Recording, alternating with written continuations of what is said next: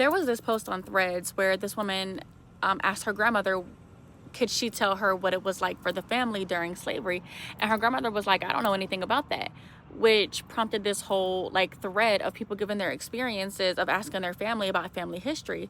And one woman said she asked her grandmother what was it like during the Great Depression, and her grandmother says she doesn't remember.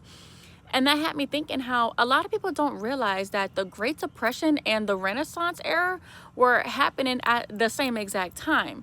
So while white America was struggling to make ends meet, like in bread lines and the Dust Bowl, and like you learned about the economic ruin during the Great Depression, black folks were in the middle of a literal cultural explosion.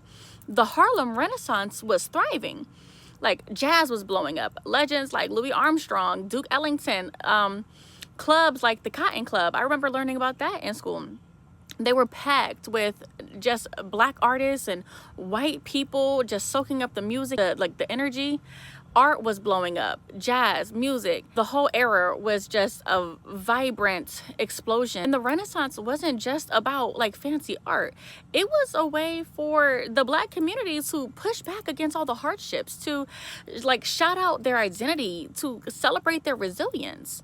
And while one group was fighting tooth and nail trying to get by, a whole other group was out here just living it up, creating music and stories that really captured the essence of their experience. And the contrast between the Great Depression and the Harlem Renaissance shows that even in the absolute darkest, the heaviest times, like what we're all experiencing right now in this country, in those moments, you have to remember who you are.